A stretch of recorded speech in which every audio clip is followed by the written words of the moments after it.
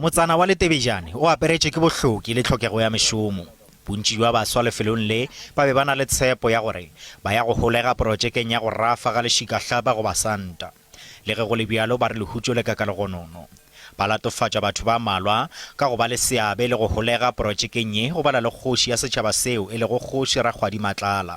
Re fihle ra stopa lekgowa lona le reno lona le maketse go ya ka mokgo le tsebang le bereka mo community tše ding tša kantle o tseba santse a bereke le setšhaba mara go mo makaditše gore no kgoši le mantona a beileng ke yena ebile leng tona le weleng kgaetšedi yage o makala ge ba sa bitše setšhaba o makala ba sa kgopelele setšhaba mmereko.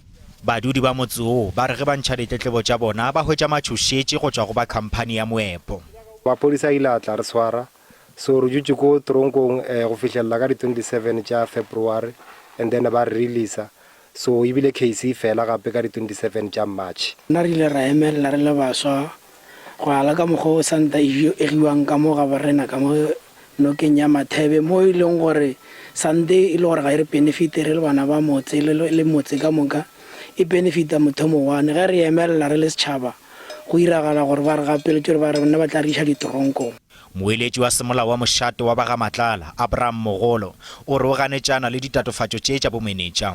O gateletše gore kgoši o hweditše fela mpho ka tsela ya tšhelete. Moepo wa lešabašaba ke kgale o le gona mengwaga motseng o. E fela ditsebi tša tikologo di eletša gore ditlamorago tša moepo o bjalo ka wo di ka ba tše mpe.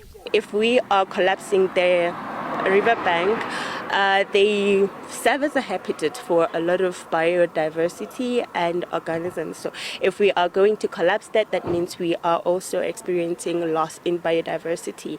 And another impact would be that sand also serves as a filter for water. Go se laolo ga moepo wa lešabašaba go ka hlola gape mafula go ba kgogolo ya mobu.